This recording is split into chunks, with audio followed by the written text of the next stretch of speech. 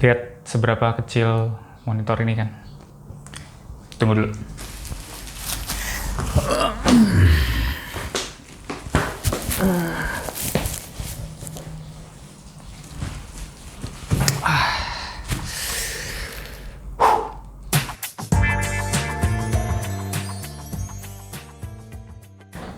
Oke, jadi gue udah punya komputer gue selama kurang lebih 4 tahun atau 5 tahun. Nggak ada yang spesial sih sama fitur-fitur dari monitor ini. Jadi dari lama banget, pengen banget upgrade monitor, cuma ya milih-milih juga monitor apa yang cocok. Nah, abis berbagai macam searching, riset-riset, perbandingan harga, dan akhirnya menentukan sama satu monitor ini. Jadi kita langsung lihat aja. Ngaruh banget nggak sih monitor itu? Oke, ini dia. Katarnya Arsitek, Katar 45 derajat. Gue bingung unboxing dari mana saking gedenya. Nah, gue nggak ngerti gimana si abang kurirnya itu ngirimin ini. Soalnya ini kan pakai kurir instan ya. Nah, dia bawa di motornya tuh kayak gimana? Gue nggak kebayang. Tadi bukan gue yang terima lagi.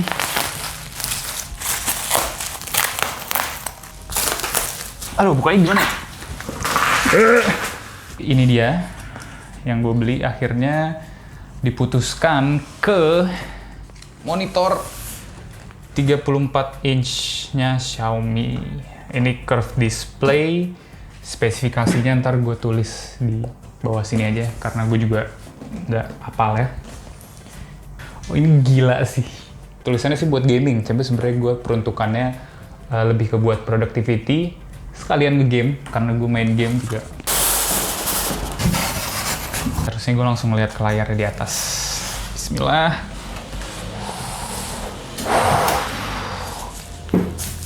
Gokil.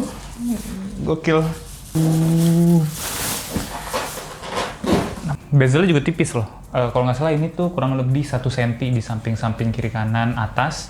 Yang bawah itu 2 cm ya buat panelnya. Nah, ini gue kurang paham untuk bahas review unboxingnya ya, jadi gue bahas lebih ke praktikal penggunaannya aja. Harganya itu 5,6. Gue dapet 5,6, jadi linknya gue taruh di bawah, siapa tahu ada yang mau beli juga. Oke, ini dia monitornya. Gue salah satu alasan milih monitor ini juga karena desainnya yang clean banget. Nggak ada logo-logo atau branding di depan, brandingnya di belakang, dan ini subtle banget. Terus dia premium banget karena menggunakan magnet. Smart banget sih.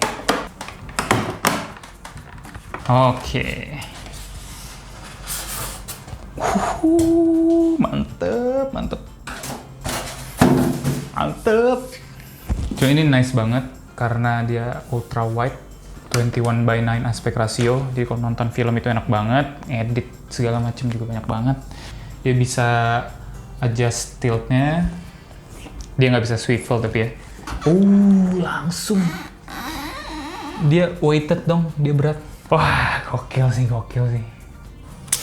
Mantap. Ternyata dari waktu yang sangat sebentar untuk unboxing, sepertinya ini adalah keputusan yang luar biasa tepat karena gila banget sih. Ini gue upgrade dari 22 inch jadi 34 ultra wide. Gila sih. Oke, jadi udah dipasang dan impresi pertama itu gila banget sih. Gede banget. Sebenarnya gara-gara monitor gue juga kekecilan, ini rasanya raksasa banget. Suatu hal yang harus di-note itu dia stand-nya itu gede banget. Ini meja itu meja 60 doang dan ini kerasa sempit. Jadi kayak better yang 80 atau minimal 70 cm cukup buat mejanya. Kita langsung nyalain aja. Oke, kita coba studi kasus untuk kegiatan sehari-hari gue. Untuk ngeliat pertama, layar itu gede banget dan nyaman banget untuk dilihat. Ngerjain video di Premiere Pro itu enak banget, mantep, luas banget.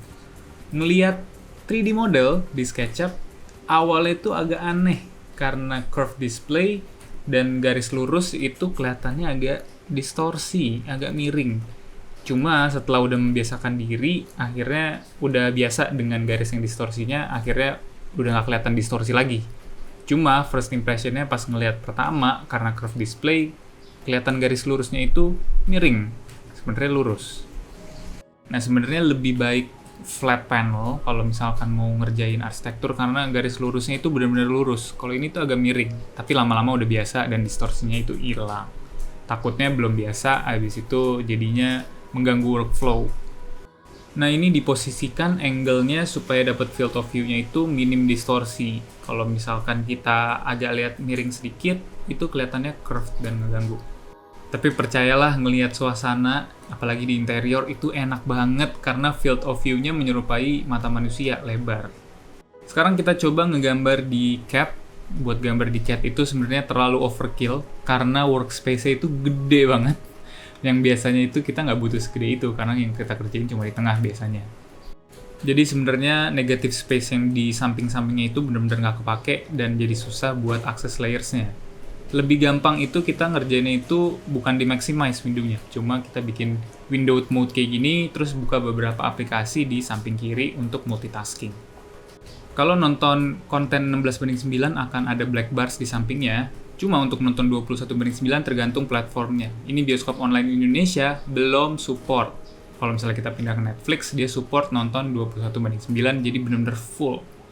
Ini enak banget sih buat nonton. Jadinya ngerasa banget full di layarnya, view kita tuh ketutup semua. Masuk ke pembahasan paling penting di topik monitor ini, yaitu gaming. Karena gamingnya itu mantep banget di 21:9. Sayangnya nggak semua game itu support, dan untuk game kayak Valorant ini, dia nggak support, ada cara untuk akal-akalinnya supaya bisa full screen. Dan ini udah 144 Hz, gokil banget untuk harganya. Untuk game-game yang support 21:9 itu enak banget dan imersif parah, terutama untuk game yang ada landscape-nya atau game-game kayak racing. Kesimpulannya, mungkin dengan monitor yang gede ini bisa menambah produktivitas kalau misalnya kerjaannya bersangkut dengan produktivitas dan sering multitasking. Upgrade menjadi ultra wide itu menjadi tersier ya. Kayaknya hitungannya udah mewah kalau misalnya udah punya ultra wide. Ngerjain gambar, ngerjain 3D model sambil dengerin lagu, itu semua ada di satu window. Dan nggak perlu ganti-ganti switching window lagi, nggak perlu semuanya di minimize, semuanya di maximize, ditaruh di belakang-belakang, itu udah gokil banget. Terakhir, kesimpulannya, apakah buat arsitektur itu worth it atau enggak? Sebenarnya nggak terlalu, kalau misalnya ngerjain arsitektur doang, karena gambar CAD juga nggak segede ini, 3D model juga nggak segede ini, rendering juga nggak segede ini. Tapi, kalau misalkan kegiatan lo mirip-mirip kayak gue, bikin video, editing, buka tab yang banyak, balas-balasin chat, suka ikut webinar, atau misalkan suka nonton, suka main game, ini best deal. Best deal. Dan ini udah jadi step up banget dan semoga bisa memberikan karya-karya yang bisa lebih baik lagi dan lebih keren lagi karena udah didukung dengan alat-alat yang udah upgrade juga. Semoga bisa bermanfaat dan kalau misalkan lagi dilema pengen upgrade gear, semoga video ini bisa membantu untuk membuat keputusan beli atau enggak. Jadi thank you banget, sampai jumpa nanti.